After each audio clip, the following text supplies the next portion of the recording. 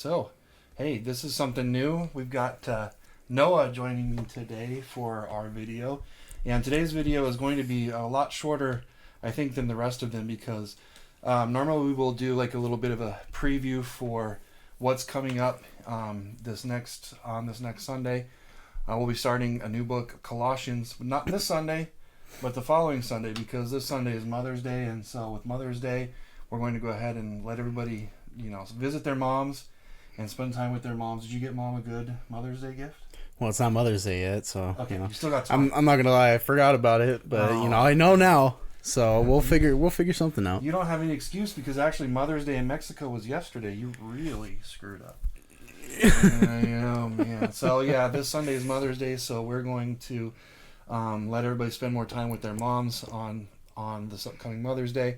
But I did want to make a video because last week we had a really good time at church, and we had some good discussions. We had some good back and forth.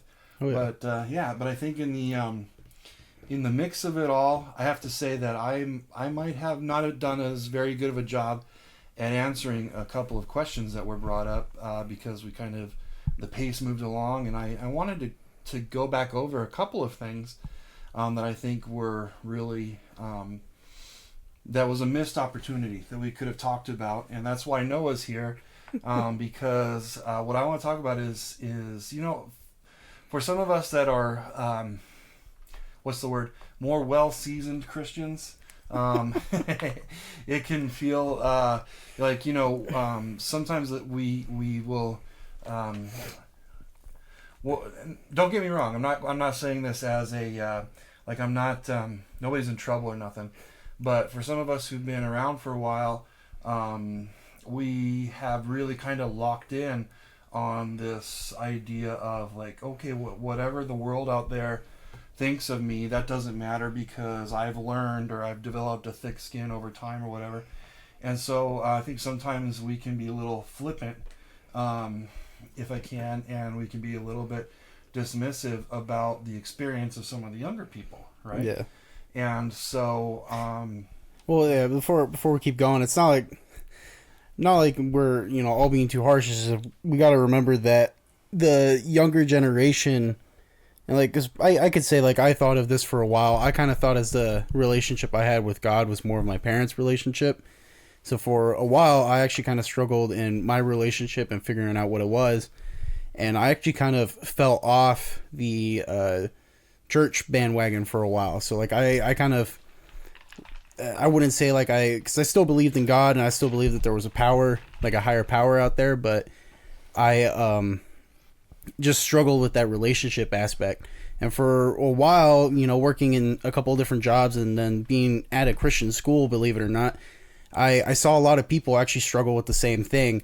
And it was more that they just didn't know how to come out and ask. Okay. Because we don't know the right questions.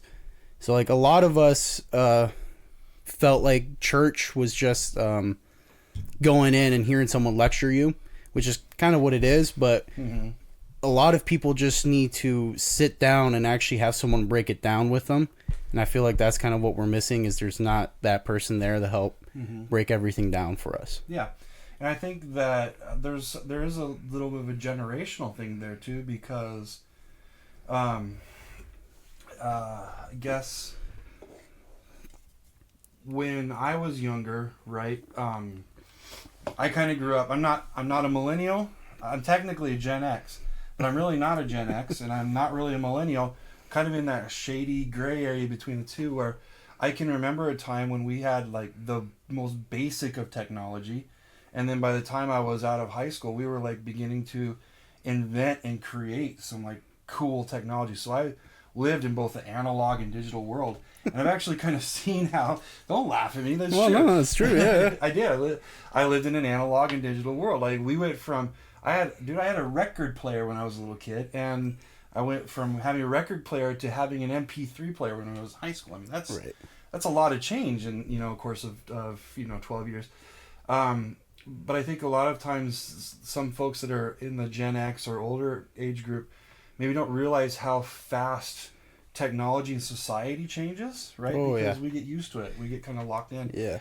And so for for people that are younger, like your age, society and technology has changed to where, for people like me, what happens online or what happens like on the phone or whatever, it's meaningless. But for a kid or for a younger person, well, so like it can mean everything. I don't want to get like political or anything. I'm gonna try my best. I'm gonna try my off. best because we don't want the video getting taken off of Facebook. Right. You know, I feel like a lot of that progress you were talking about, how like technology kept getting better and better, was also being used to kind of get kids away, not like I want to say away from their parents, but away from role models. So like away from human connection. Right. We became too focused on, like you said, like, oh, the new phone or the new game or everything. And we're in a culture that actually praises people for being atheists and not believing. And, you know, it's more of, well, you know, it's about me. Everything's about me. Whereas it should be, it's about me and my relationship with God and what am I going to do to worship him. Not, oh, you know, I'm worried about people thinking me this way or I feel this way, so I should do this instead.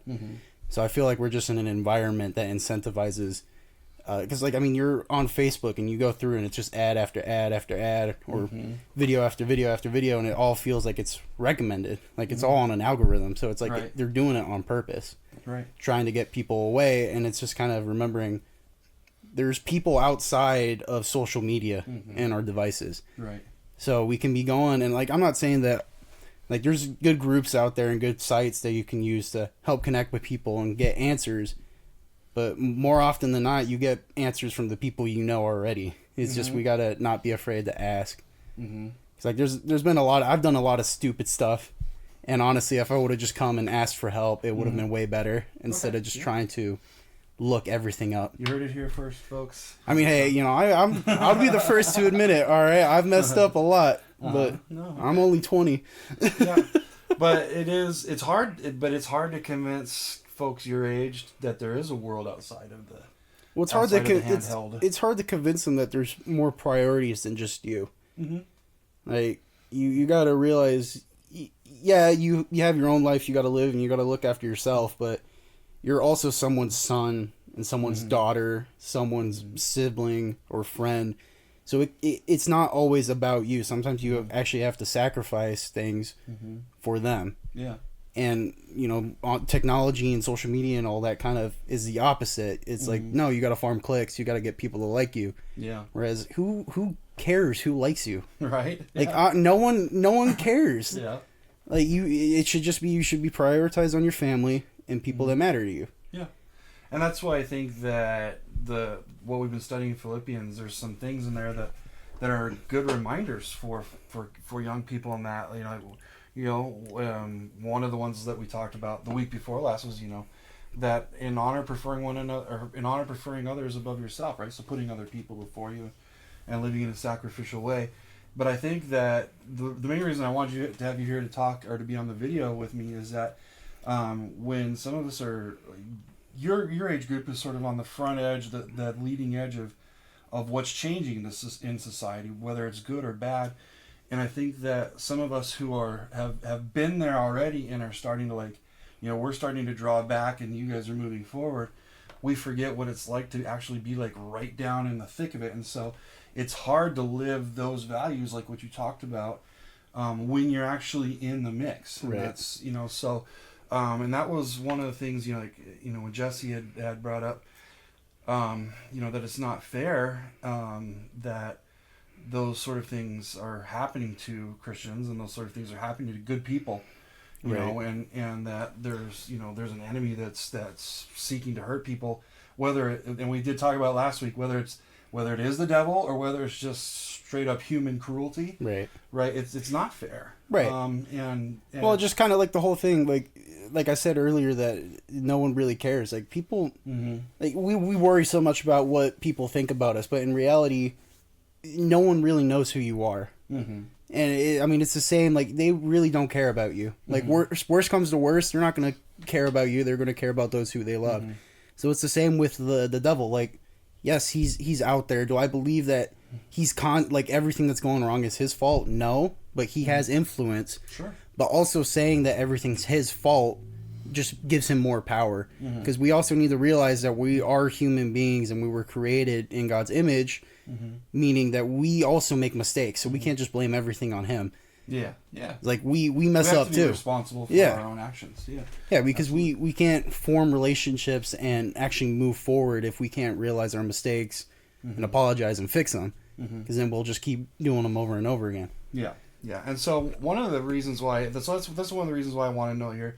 But the other one is because I was I like to watch a lot of YouTube videos, and I like to I like to try to keep my finger on the pulse. Noah can see it up on the screen, so I think he's kind of giggling at what's coming up next.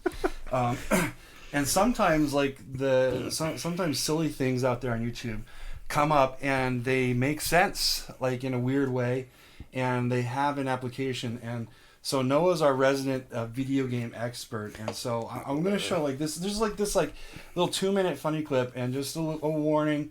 There's you'll see some people in their underwear, and there might be some profanity, like mild profanity, nothing like what you wouldn't see on primetime TV. But I got put out the warning there. Not sponsored by HBO. Right? Yeah, no, it's nothing like that. We're not talking about none of that stuff.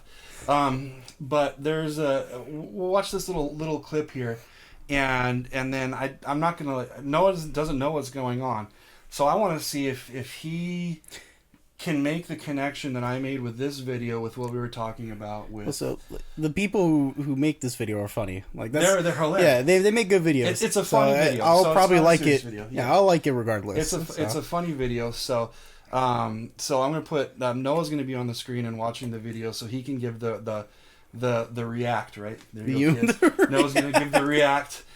He's stitching. So all right, gamers, let's go. All right, so we're let's go. He's experiencing this in real time, like you guys are. So here we go. All right, you ready? Scrappy had a couple of clicks east. We need to go check it out. But I'm making a hat. He's making a hat. Yeah, look, I know it's scary out there, okay? But we're going to need to get some more resources at some point. We can't just sit here. Britt's right. We should probably do some scouting. You coming or what? Yeah, okay. Yeah, okay. This is exactly what we've been preparing for, okay? This is it. So gear up, and let's do this.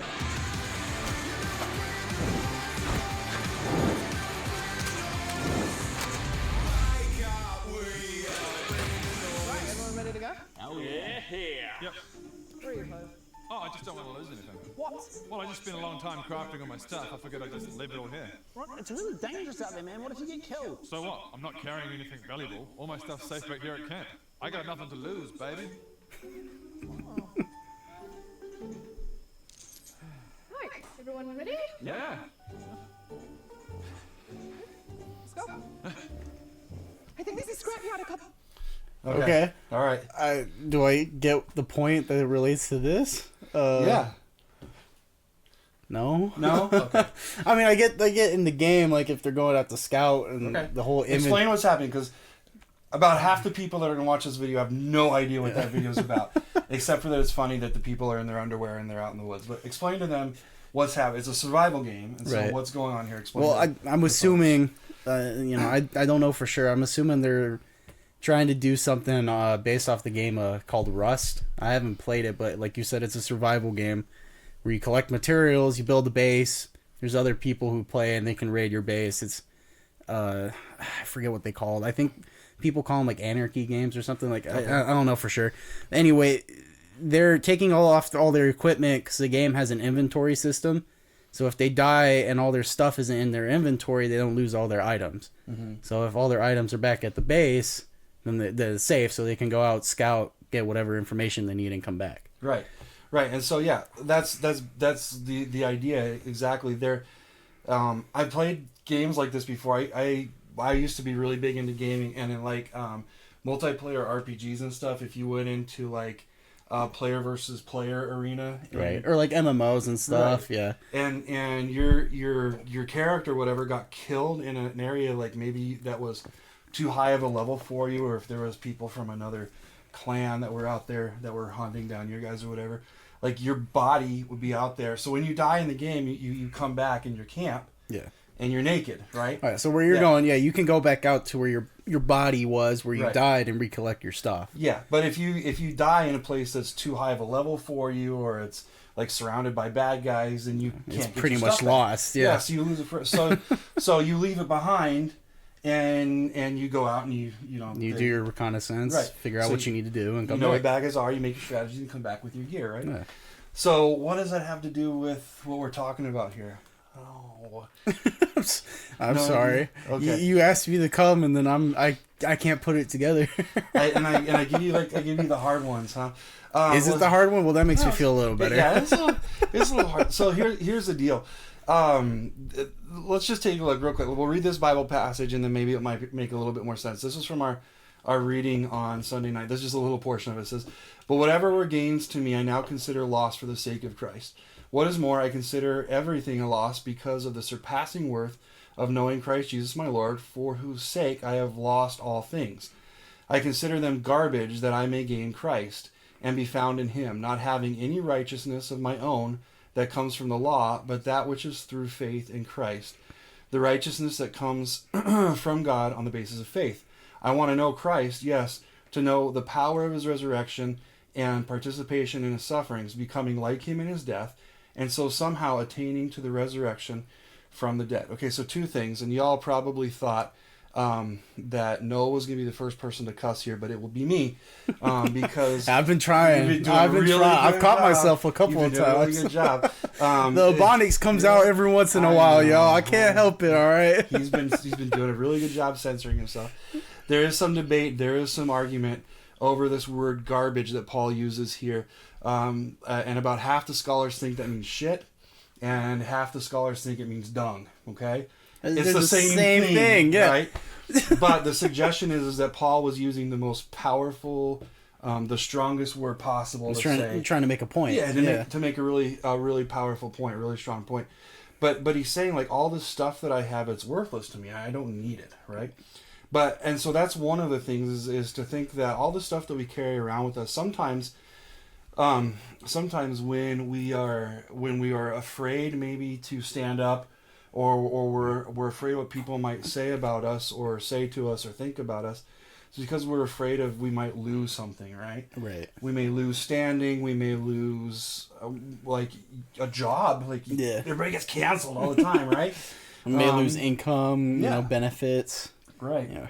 And so, but Paul has the attitude of all of the things that I accumulate in life are really not worth anything compared to knowing God. And so I put them at risk, Right. or I use them and risk them so that I could attain the goal that I want to have. But what's more important to the idea of the game or the video analogy? Are you starting to catch on? Well, I started catching on, but I'm still not seeing where you're going with it. Like, I understand the whole, the leaving your stuff behind, or people are afraid that they're going to lose stuff if they step out. Right. I'm assuming what you're going to say is you just need to get rid of it and take God, and that will fill the spot.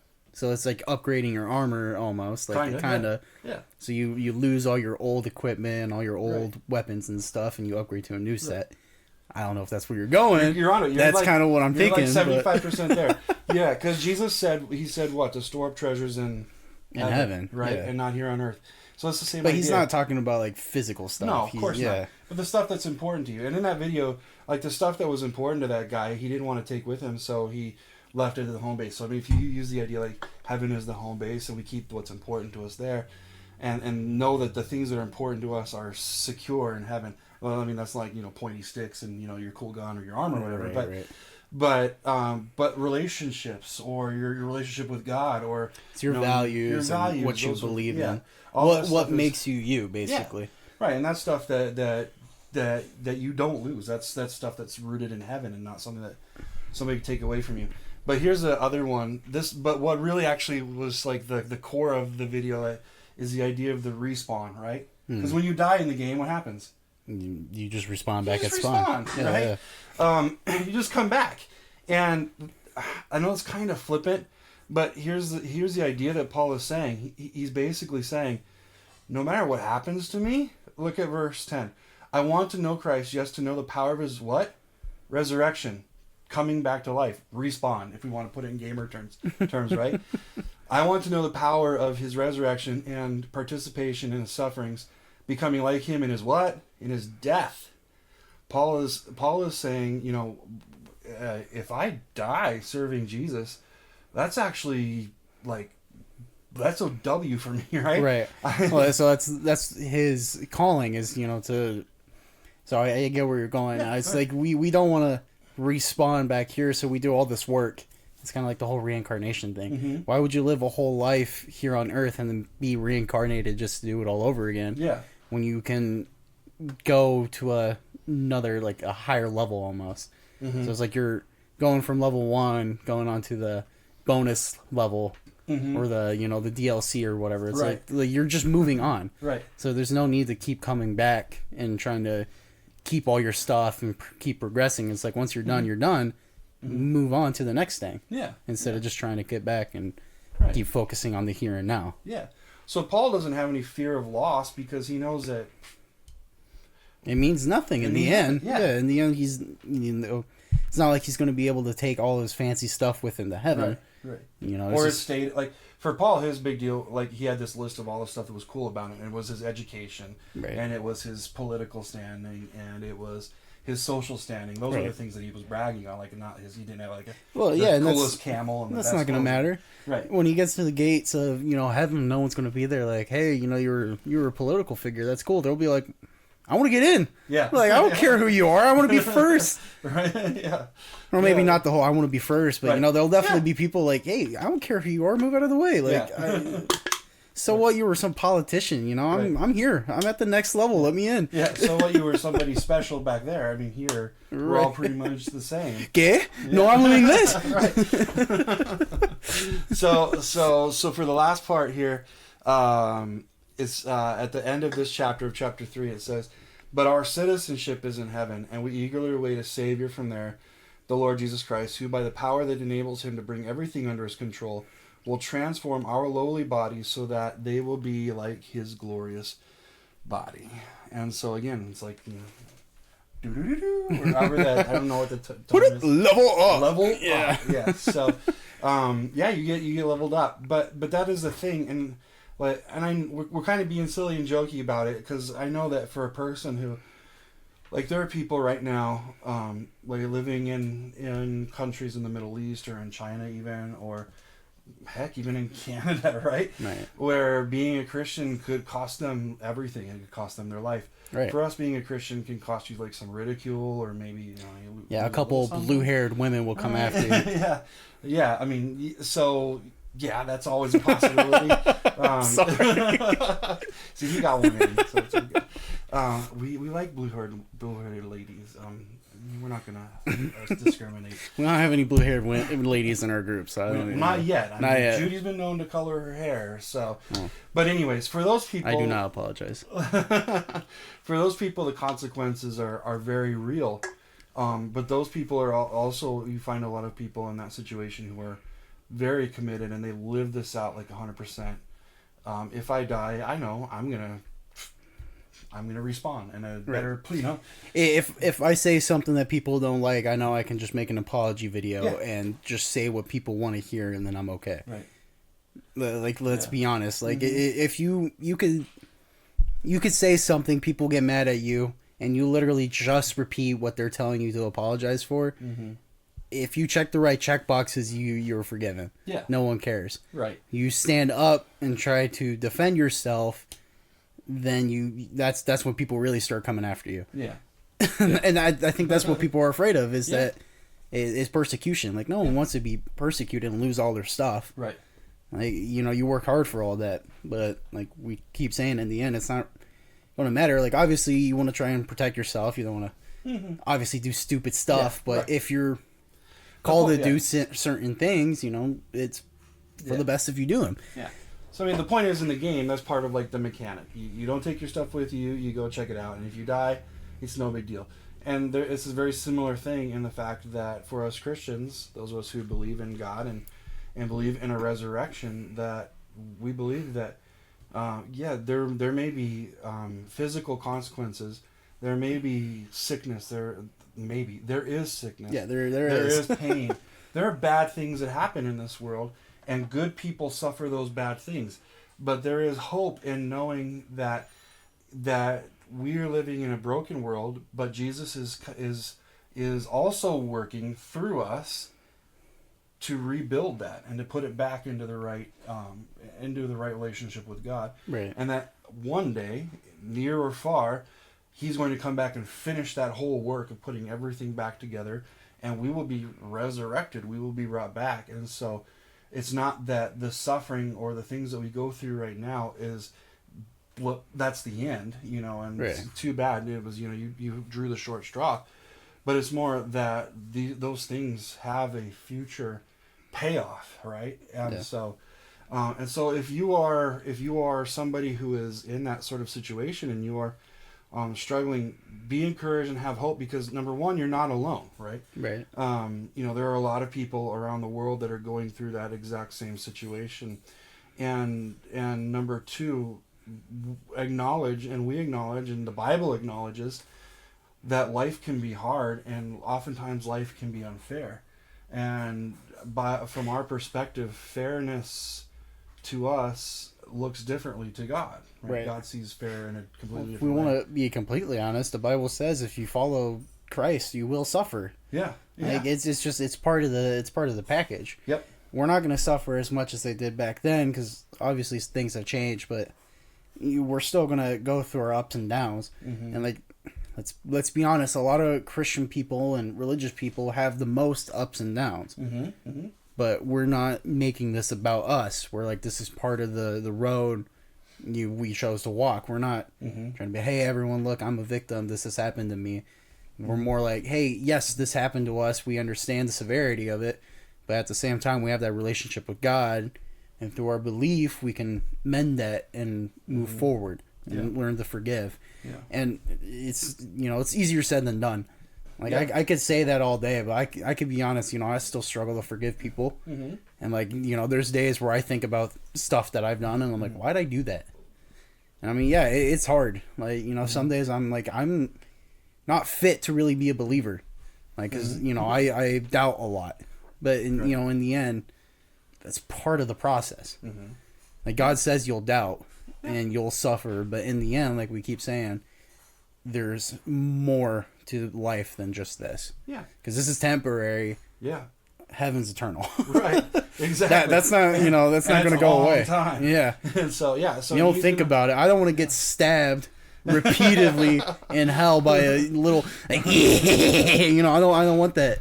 I don't, poking you with a pitchfork. Rather be up in the sky doing, doing my worship or whatever it is that we do once we pass. That's another video for another day, because it's not just if you think that heaven is just a boring time of singing and just a very long church service, you're actually kind of wrong. You're really wrong. It better not be, because no one would want to do it. There's work in heaven, but it's work that we'll enjoy for all of eternity. We will sit in church and read Proverbs. No, there is rest. But anyways, I just said something that probably a lot of people are like, I don't want to work for all the rest of it. I'm not talking like, it's not physical with a sledgehammer. Work. It's, you get things like, I think Billy Graham, and you guys blow your mind, but Billy Graham used to say that he hopes that when he gets to heaven that his job is to go explore the rest of the universe. Like, I kind of think he might be onto something there. I mean, let's be honest. He made a full universe and a world for us to explore. It's not like it's just going to be off limits, and like you said, it's not always going to be work. Like, part of worship is acknowledging that God created things that are good. Yeah. So like, I don't want to get all hippie about it, but but I don't think it's just going to be endless work. Yeah. Like, I'm not like, obviously no one knows what it's going to be like, but there will be times where we're allowed to explore and see his creation. He didn't make it just so he can look at it. I mean, he even says he created because he wanted to. He wanted people to experience with him. That's why we have free will. Yeah. So I'm not assuming it's just going to be all work. And it's going to pay off. We go through all these ups and downs for no reason, just so we can work. We're in the end going to be rewarded. Yeah. Yeah. And one of these days, I can't remember the exact math, but But if you ever understood what, like, if I had $80, right? If I had $80, actually let's do. No, I can't because that wouldn't work out. If I had $100, right, in $100 bills, because say maybe we all are lucky to live to be 100 years old. If I had $100 in $100 bills, it would be one $100 bill, It'd right? be one bill, yeah. It'd be one bill. But if I had $1 billion, okay, we're gonna put a number on eternity and call it $1 billion, right? If I had $1 billion, it's something like 19 semi trucks full of $100 bills. I mean, think about that, and you pull one of those out, and that's a human lifetime, Right. and the other 19 trucks minus one $100 bills is 1 billion years. Yeah. I mean, so like, what's 10? You know, what's 10,000? $10,000 I think is like a suitcase of $100 bills, or maybe it's a stack. I don't know. Right. But I did the math on what a billion is. But to think of that, our lifetime, the time that we spend here as physical and corporate beings, is like less than a blink of the eye. Right. And so, but yeah, Yeah, it might just be less than a blink of an eye, but he still sees us. he does. That's the crazy thing. Like, time to him has, it's, people could say time's just moving super fast or Right. moving super slow. I don't think time really affects him. Because he's outside of time. Right. Now we're getting like really. Now we're getting, philosophical. Let me go grab my tin hat real quick. The aliens, Well, we're gonna have to cut off here was because gonna we're say- having way too much fun. And I said we'd only be like 15 or 20 minutes. Well, We're at a half an hour. Are we at half an hour? Yeah, Good we did a grief. pretty good job. Yeesh. We had a lot of stuff to talk about. So, but this is the kind of stuff that that we talk about from time to time. And if you're watching this video and you're not part of one of our regular in-person gatherings, you can find our information. I can never get it right with the camera because I don't know exactly where it's at. It's all It's like right there on the screen, too. Yeah, but it's backwards. So like if I go this way, my hand goes that way. Oh, yeah. Anyways, so anyways, there's our contact information in the white bar. Man, yeah, geez. It's hard to get. It's harder than it looks. All right. Contact us, and we will let you know when and where we're meeting for an in-person gathering. This week we're not gathering because of Mother's Day, and then the week after that we'll be probably at Mona Lake Park if you want to come find us Sundays at 5:00. But that's our information. So thanks for watching. Thank you, Noah, for your valuable insights. Yeah, hopefully And- someone got something out of that. I I don't know think how they well did. that went. Well, at least for they could have had a good laugh. Yeah, me no speak well. No, you did it. You did it Me, really. me think bad. Give thumbs up for Noah. Leave your comments down below to encourage him. He didn't cuss once. It was me that cussed. What? Now we're out of here. Look what you did.